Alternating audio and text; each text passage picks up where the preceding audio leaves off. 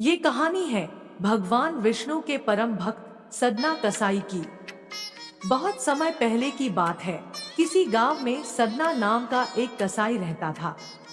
वो बहुत ईमानदार था। भले ही पेशे से वो एक कसाई था और मांस बेचता था, पर उसके मुख पर सदा ही भगवान विष्णु का ही नाम रहता था और भगवान विष्णु के भजन कीर्तन में मस्त रहता था। वह सदा ही नारायण नारायण जपते रहता था। यहाँ तक कि मांस को काटते बेचते हुए भी वह भगवान विष्णु का ही नाम गुनगुनाता रहता था। तब उसके पास कोई व्यक्ति मांस खरीदने आया और बोला, भैया जरा 2 किलो मांस तोल देना। सदना कसाई बोला, अभी देता हूँ भैया। सदना मांस तोलते समय भी जय श्री हरि, जय श्री हरि का निरंतर जप कर रहा था। तब वह व्यक्ति बोला, कैसा कसाई है, मांस बेचता है और भगवान का नाम जपता है। तब वहीं पर खड़ा एक दूसरा व्यक्ति बोलता है, तुम आज देख रहे हो, मैं तो कई वर्षों से इस कसाई को भगवान का नाम जपते हुए और मांस बेचते हुए देख रहा हूँ। इस कसाई के मुख पर तो सदैव विष्णु भगवान का ही नाम रहता है। लोग सदना के बारे में हमेशा यही बातें करते थे। एक दिन सदना अपनी ही धुन में कहीं जा रहा था। अचानक उसके पैर से एक पत्थर टकराया, वह रुक गया। सदना उस पत्थर को उठाकर देखने लगा और सोचने लगा कि ये काले रंग का गोल पत्थर कैसा है, इसे उठाकर रख लेता हूँ। देखने में तो बहुत बढ़िया दिखाई पड़ता है। यह पत्थर मेरे मांस तोड़ने के काम आ जाएगा। आज इसी पत्थर से मांस तोड़ता हूँ। सदना अपनी दुकान पर पहुंचा और मांस बेचने लगा। हाँ भैया, कितना मांस देना है? ग्राहक बोलता है, 1 किलो। सदना उस पत्थर को रखकर मांस को तोलता है। तब सदना बोलता है, इसका मतलब यह पत्थर 1 किलो वजन का है। तभी उसके दुकान में एक दूसरा ग्राहक आता है और वह 2.5 किलो मांस के लिए कहता है। तब सदना जैसे ही मांस को तोलता है, वैसे ही वह पत्थर 2.5 किलो का हो जाता है। सदना आश्चर्यचकित हो जाता है, अरे ये क्या, ये पत्थर 2.5 किलो वजन का कैसे हो गया? तब सदना सोचता है कि एक बार 5 किलो रख कर देखता हूँ। तब वह पत्थर 5 किलो का हो जाता है। सदना चौंक जाता है और सोचता है, ये कैसे हो सकता है? ये पत्थर कोई साधारण पत्थर नहीं है, ये तो कोई जादुई पत्थर है। जितना वजन तुलना होता है, ये पत्थर उतने वजन का ही हो जाता है। धीरे धीरे ये बात फैलने लगी कि सदना कसाई के पास वजन करने वाला पत्थर है। वो जितना चाहता है पत्थर उतना ही तौल देता है। किसी को 1 किलो मांस देना होता तो तराजू में उस पत्थर को एक तरफ डालने पर दूसरी ओर 1 किलो का मांस तुलता। अगर किसी को 2 किलो चाहिए हो तो वह पत्थर 2 किलो के भार जितना भारी हो जाता। इस चमत्कार के कारण उसके यहाँ लोगों की भीड़ जुटने लगी। भीड़ जुटने के साथ ही सदना की दुकान की बिक्री बढ़ गई। सदना कहता है, मुझे तो लगता है ये किसी जादूगर का पत्थर है जो कहीं रास्ते में गिर गया होगा और यह मुझे मिल गया। इस जादुई पत्थर के आ जाने से मेरी बिक्री और बढ़ गई है। वह फिर से नारायण नारायण जपने लग जाता है। एक दिन सदना की बात उस गांव के पंडित तक भी पहुंची। हालांकि वो ऐसी अशुद्ध जगह पर नहीं जाना चाहते थे जहां मांस कटता हो और बिकता हो, किंतु जब एक भक्त ने उन्हें उस पत्थर के बारे में बताया तो पंडित जी के मन में उस चमत्कारिक पत्थर को देखने की उत्सुकता जाग गई। पंडित जी कहते हैं, अब तुम इतना जोर दे ही रहे हो तो मैं दूर से उस पत्थर को देख लूंगा, पर निकट नहीं जाऊंगा। चलो देखे तो आखिर कौन सा जादुई पत्थर उस सदना कसाई के पास है। भक्त की बात सुनकर पंडित जी उसके साथ सदना की दुकान के पास पहुंचे और दूर से खड़े होकर सदना कसाई को मीट तौलते देखने लगे।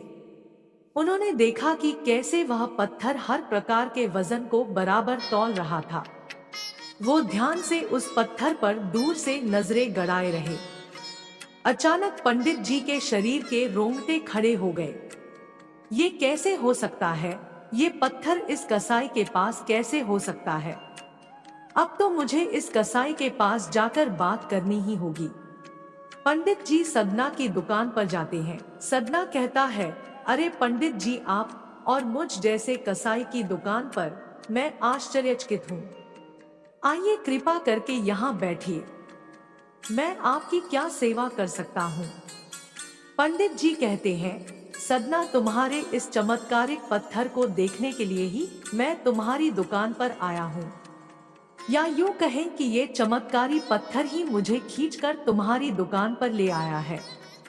पर शायद तुम इस बात से पूरी तरह अनजान हो। तुम जिसे पत्थर समझकर मांस तोल रहे हो, वास्तव में वो शालिग्राम जी है, जो कि भगवान विष्णु का स्वरूप है।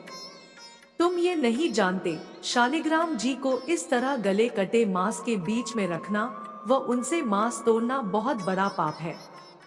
सदना चौंक जाता है और कहता है, भगवान विष्णु का पत्थर शालिग्राम? पंडित जी, फिर तो मैं बहुत बड़ा पाप कर रहा हूँ।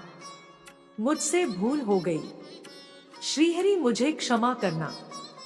मैं आपके इस रूप को पहचान नहीं पाया। सदना पंडित जी से कहता है, पंडित जी, आप तो ब्राह्मण हैं, आथा आपसे उत्तम सेवा और पूजा भगवान शालिग्राम के इस पत्थर स्वरूप की कोई नहीं कर सकता। मैं भी नहीं।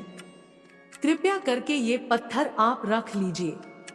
तब पंडित जी बोलते हैं, ठीक है सदना, मैं भगवान शालिग्राम की सेवा करने के अवसर को भला कैसे ठुकरा सकता हूँ। लाओ, ये मैं ले जाता हूँ। पंडित जी उस शालिग्राम पत्थर को बहुत सम्मान से घर ले आए। घर आकर उन्होंने उसकी पूजा अर्चना आरंभ कर दी। कुछ दिन ही बीते थे कि एक रात पंडित जी के सपने में श्री शालिग्राम जी आए और बोले, मैं तुम्हारी सेवा से प्रसन्न हूँ, किंतु तुम मुझे उसी कसाई के पास छोड़ आओ। पंडित जी कहते हैं, प्रभु, क्या मुझसे आपकी पूजा अर्चना करने में कोई भूल हुई है? तब शालिग्राम जी बोलते हैं, तुम मेरी अर्चना पूजा करते हो, मुझे अच्छा लगता है, परंतु जो भक्त मेरे नाम का गुणगान निरंतर करते हैं, उनको मैं अपने आप को बेच देता हूँ। सदना तुम्हारी तरह मेरी पूजा अर्चना नहीं करता है, परंतु वो हर समय मेरा नाम गुनगुनाता रहता है, जो कि मुझे अच्छा लगता है। इसीलिए तो मैं उसके पास गया था, और जो भी मेरा नाम सुबह शाम जपता है, तो मैं उसी का हो जाता हूँ। सदना के मुख पर सदैव मेरा ही नाम रहा है, इसलिए मुझे वो काफी प्रिय है। सदना मुझे निस्वार्थ प्रेम से याद करता है। मैं जानता हूँ तुम्हारी ही तरह वो भी मेरा परम भक्त है। पंडित जी कहते हैं, ठीक है प्रभु, जैसी आपकी आज्ञा। मैं कल ही आपका ये स्वरूप उस सदना कसाई को सौंपूंगा। पंडित जी अगले दिन ही सदना कसाई के पास गए और उनको प्रणाम करके सारी बात बताई और कहा, सदना, तुम महान हो। भगवान विष्णु श्रीहरि ने स्वयं तुम्हारे पास रहने की इच्छा जताई है। वो चाहते हैं कि उनके आशीर्वाद स्वरूप ये शिला सदा ही तुम्हारे पास रहे और वो तुम्हारे द्वारा की गई सेवाओं का लाभ उठाएं। तब सदना बोलता है, सच पंडित जी, भगवान श्री हरि विष्णु ने ऐसा कहा। वो मुझ कसाई के पास रहना चाहते हैं। यदि प्रभु मेरे पास इस दुकान पर, जहां मैं मांस बेचता हूँ, रह सकते हैं, तो मैं क्यों नहीं उनके लिए अपना सर्वस्व छोड़कर उनकी भक्ति में नहीं लग सकता। मैं आज के बाद मांस नहीं बेचूंगा। मैं अपने श्री हरि भगवान विष्णु की भक्ति में लीन रहूंगा।